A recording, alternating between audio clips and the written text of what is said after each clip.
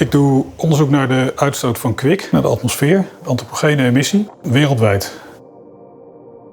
De vraag komt eigenlijk voort uit het begin van de jaren 90 al, waar er hoge concentraties kwik in de voedselketen in het Arktisch gebied werden gevonden. De mens is in het Poolgebied de top van de voedselketen, althans als ze gebruik maken van lokaal voedsel. Kwik is neurotoxisch, dus je meet ook effecten bij de mens.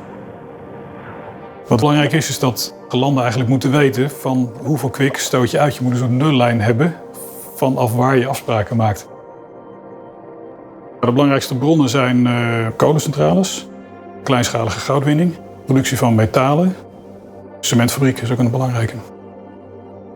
Dus om de vraag te beantwoorden, hoe komt dat kwik in het Arktisch gebied terecht, terwijl daar eigenlijk geen emissie plaatsvindt, heb je een dataset nodig waar die emissie precies in staat, om vervolgens te kunnen modelleren wat het transport is naar het Arktisch gebied. Nou, die dataset die bestond niet en die ben ik gaan maken. Wat je hier ziet is de emissie van kwik als gevolg van menselijke activiteit. En wat je eigenlijk graag wil als je dit soort modellen maakt, is dat je een zo precies mogelijke positie krijgt van waar kwik de lucht in gaat. Dus als er ergens een hele grote schoorsteen staat te roken van een metaalsmelterij of een kolencentrale, dan weet je van in welk celletje van het modeldomein je die emissie moet plaatsen. Als je dat niet weet, dan moet je dus met wat slimmere en ingewikkelde oplossingen komen. En dat is bijvoorbeeld het geval voor kleinschalige goudwinning. Daar is eenvoudig geen materiaal van. Dat is hetzelfde als vragen naar een kaart van de internationale cocaïnehandel. Die is gewoon niet beschikbaar, dat gaat niemand je geven.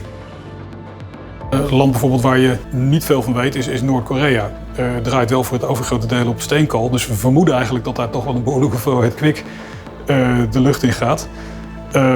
Maar daar moet je toch zelf op zoek met bijvoorbeeld Google Earth. Nou, als je dan bijvoorbeeld hier kijkt. Dit is dan weliswaar geen kolen, maar dit is wel een mijn. En je ziet hier is duidelijk industrie aan de gang. Dit is allemaal vrij georganiseerd. Het punt is alleen, ik heb geen idee wat dit precies is, want alles is in het Noord-Koreaans of in het Koreaans.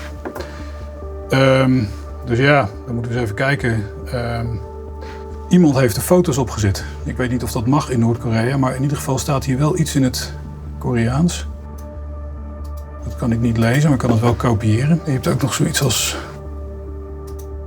Google Translate. En dit is de kopermijn voor jongeren 5 maart. Het klinkt heel erg communistisch, maar blijkbaar is dit wel een kopermijn en dat is eigenlijk het enige wat voor mij telt. Uiteindelijk kom je dan toch tot een respectabele hoeveelheid puntbronnen waarvan we in ieder geval vermoeden dat daar kwik uitkomt. En dat ga je dan op een of andere manier wegen van we weten een totaal, dat weet UN Environment. En dat totaal dat gaan we nog verdelen over die verschillende puntbronnen. Tot dusver is het zo dat we eigenlijk vanaf 1990 een dergelijk model draaien. En dat we eigenlijk een steeds beter beeld krijgen van waar die kwikemissie plaatsvindt. Wij kunnen nu veel meer kwikemissie gewoon echt heel goed plaatsen. Dat komt gewoon in één celletje vrij in plaats van dat we dat over een heel groot gebied moeten verspreiden.